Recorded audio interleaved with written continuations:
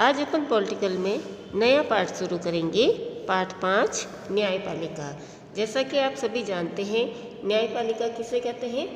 जो हमारे देश में कानूनों को या कानून के शासन को लागू करने की पूरी व्यवस्था करता है। जैसे अदालत है, कोर्ट है, सुप्रीम कोर्ट है, जज है, वकील है, तो ये सब किस में आते हैं? न्यायपालिका में।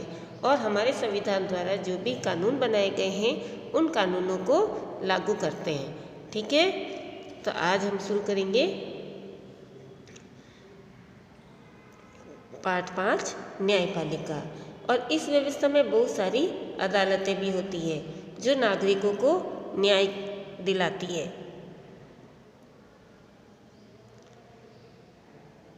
और न्यायपालिका भारतीय लोकतंत्र की व्यवस्था बनाए रखने में अहम भूमिका निभाती है। और हमारे देश में पूरी शांति व्यवस्था या न्याय व्यवस्था को बनाए रखने में न्यायपालिका की महत्वपूर्ण भूमिका होती है।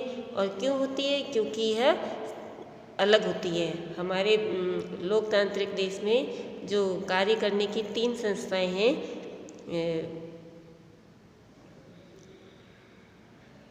हमारे लोकतांत्रिक देश में कार्य करने की 3 व्यवस्थाएं। पहली व्यवस्थापिका,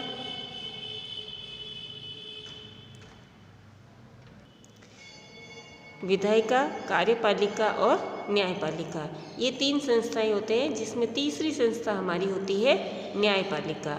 विधायिका कानून बनाने का काम करती है, कार्यपालिका उन्हें लागू करने का काम करती है और न्यायपालिका उन कानूनों को लागू भी करती है। और उन कानूनों का अगर कोई उल्लंघन करता है तो उससे हमारी रक्षा भी करता है। ठीक है, तो अब हम शुरू करेंगे पाठ 5।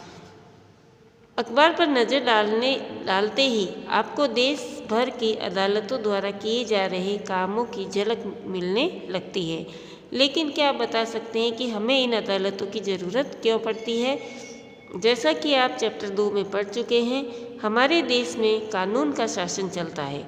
इसका मतलब यह है कि सभी कानून सभी लोगों पर समान रूप से लागू होते हैं। हमारे देश में सभी लोगों पर कानून समान रूप से लागू होते हैं। और जब किसी कानून का उल्लंघन किया जाता है तो एक निश्चित प्रक्रिया अपनाई जाती है। अगर कोई कानून तोड़ता है तो उन कानूनों का पालन करने के लिए या उन अपराधियों को सज़ा दिलवाने के लिए एक निश्चित प्रक्रिया अपनाई जाती है। कानून के शासन को लागू करने के लिए हमारे पास एक न्याय व्यवस्था है। और पूरे देश में कानून का शासन या पूरी व्यवस्था बनाए रखने के लिए एक न्याय व्यवस्था है। इस व्यवस्था में बहुत सारी अदालतें होती हैं जहां नागरिक न्याय के लिए जा सकते हैं। अगर हमारे साथ कुछ गलत होता है तो हम न्याय लेने के लिए न्यायपालिका जा सकते हैं।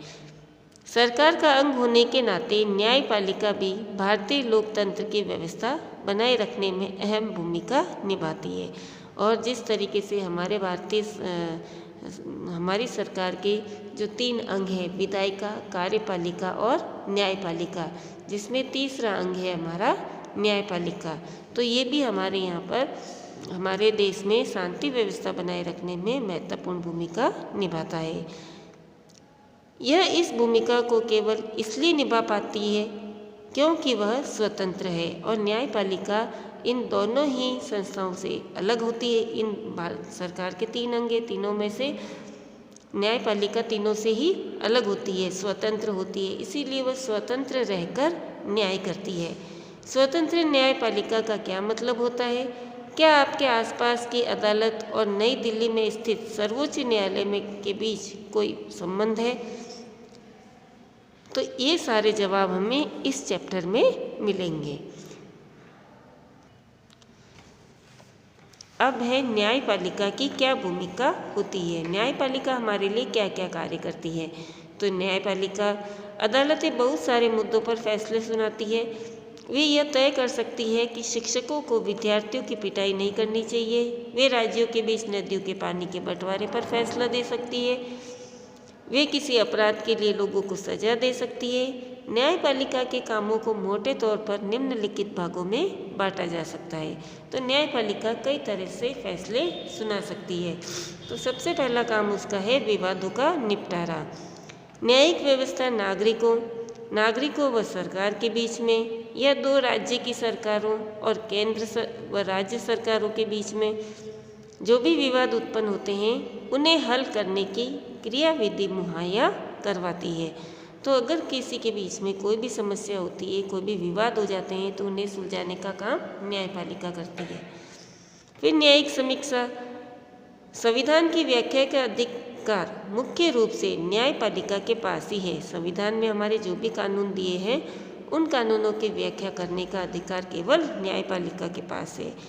इस नाते यदि न्यायपालिका को ऐसा लगता है कि संसद द्वारा पारित किया गया कोई भी कानून संविधान के आधारभूत ढांचे का उल्लंघन करता है, अगर न्यायपालिका को लगे कि यह कानून जिस संविधान द्वारा बनाया गया कि संसद द्वारा बनाया गया ये कानून जनता के हित में नहीं है, तो वह उस कानून को रद्द कर सकती है, हटा सकती है या उसे चेंज कर सकती है। ठीक है बच्चों, अब इसके आगे हम कल पढ़ेंगे। धन्यवाद।